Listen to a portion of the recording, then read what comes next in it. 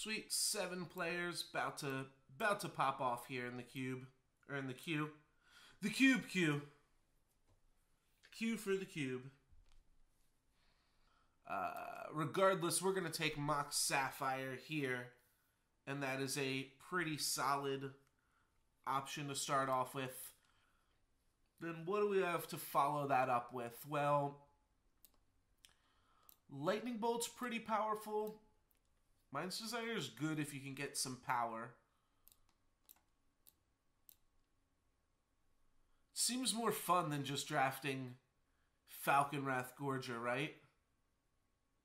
Massacre Worm? Yeah, Massacre Worm's been good for us, hasn't it? Mind's Desire is a lot of fucking fun. Wow, and both of the red cards wheeled. Alright, so red is just straight up open, so we should be drafting it, even if it's not that fun. We didn't draft mono red to... Yeah, I'm going to sort by color. Fuck it. We didn't draft mono red to think super long about the composition of our deck. We did it to do this. Here's my ironic deck screenshot. Mono red, sorted by color.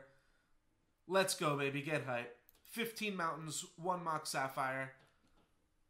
Let's get into it. Stage 1, baby. Okay, here's the actual deck list. Maybe I'll take a screenshot of this too. Alright, so it's turn 2. We've dealt 0 damage to my opponent so far, but we've got quite the little army here. But then the question is, what am I lightning striking? And I'm going to lightning strike my opponent's face.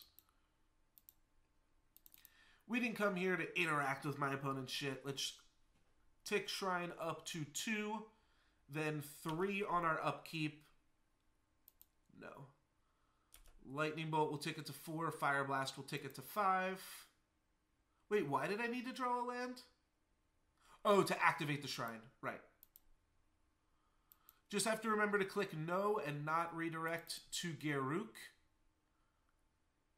Alright, this is 4. Let's just float the mana.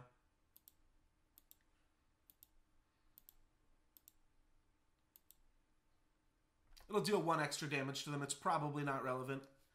Fire Blast is a pretty insane card. No redirect, and 5 ball ya.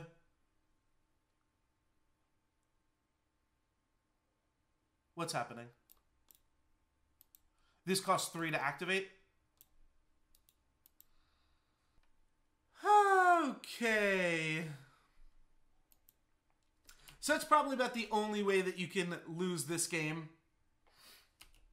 Sounds good. Sounds good.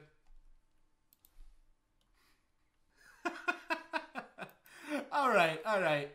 Let's not fuck it up this time. We can even dash in Zergo Bellstriker. Alright, well this seems insane. I think I just have to make this play. Swing for 6.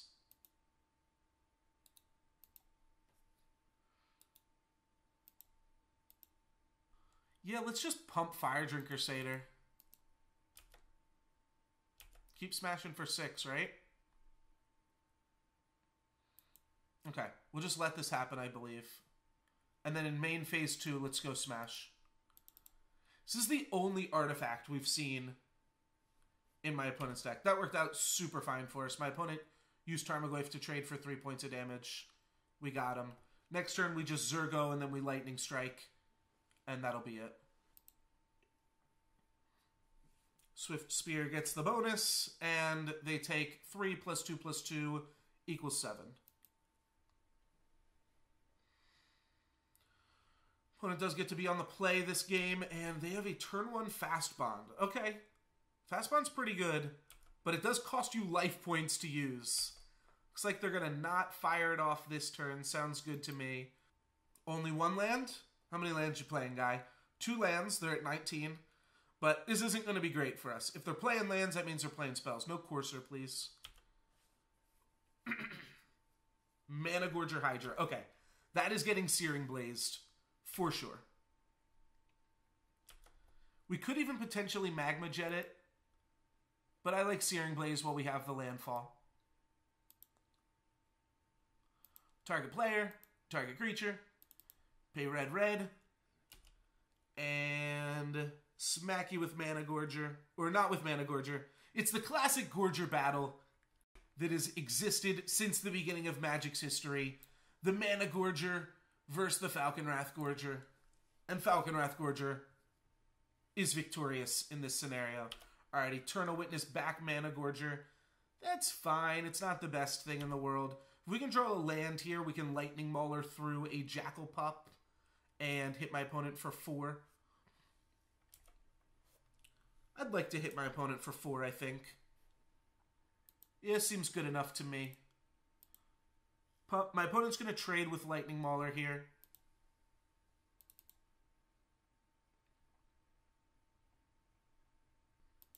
It's kind of tempting to trade with Jackal Pup, but you can trade with Jackal Pup next turn. And, oh, they are going to trade with Jackal Pup. Oh, that's pretty good for us. That means whatever we draw is going to have haste as well. This time they will trade for Lightning Mauler. Yep. And now we don't have to worry about Thragtusk because we've got a Sulfuric Vortex. Sulfuric Vortex, they didn't even swing. I think they just know that the writing is on the wall. They do indeed. They concede the match. And that is 1-0 with Burn after a very convincing Game 1. Control Magic on Peasy. Wow. I can't let my opponent untap with Young Pyromancer. I don't even think I want them to untap with Mox Emerald. The problem is, how much am I throwing away by not gutter sniping? Let's attack. Let's just attack and gutter snipe. We need to deal a lot of damage to my opponent still. Okay, they're going to block. That's fine. Let's just play gutter snipe. My opponent got a pretty gnarly 2-for-1 there, but hopefully Sulfuric Vortex and gutter snipe can just give us enough shit here. All right, we are losing gutter snipe. Never mind. So we need to get there fully on the back of Sulfuric Vortex. That's doable. In response to the Abyss, I think I'm going to dome my opponent for 10.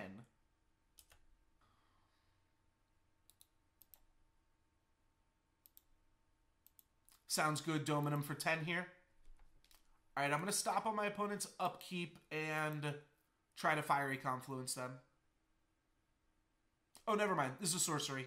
Let's cast it now. I'm getting a little bit better at reading these mono red cards, aren't I? Leyline of Sanctity! Holy shit. Right, luckily, we're on a mono creature's hand here. Yeah, this is pretty insane for us here. Prowess trigger. Let's always yield to Prowess. This might even just cause a concession right here on the spot. This is an insane turn 2.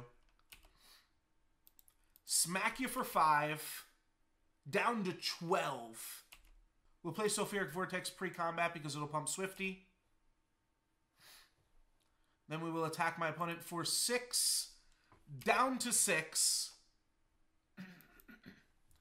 Yeah, I mean, absolutely no one else at the table was drafting this deck. It is worth noting that we've got a red and blue sword against my opponent's red and blue deck. So this might seem a little bit weird, but it is a play that you do sometimes in Vintage. Just make your opponent flip their top. It just taxes them for 1 more point of mana. Oh, they F6'd? Okay. Well, it's strictly worse to just let that happen. My opponent has Tangle Wire. Pretty sure this favors us. So yeah, this will be for 7 damage. Put my opponent down to 8.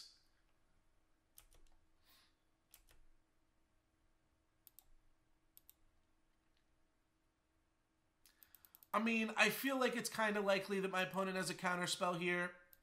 And to let them counter our most impactful card maybe isn't that great. But if they just don't have it, we just win. Sounds good to me. Alright, so Tangle Wire seemed great for us, right? Turn 3, we can play Phyrexian Revoker, name Shrine of Burning Rage. Sounds good. Mountain's pretty good. Shrine of Burning Range Zergo is a combo. So biggest difference between Pithing Needle and Phyrexian Revoker is Phyrexian Revoker does act as a land destruction spell because you can name, or you can do mana sources with that. Tanglewire again, opponents. Okay.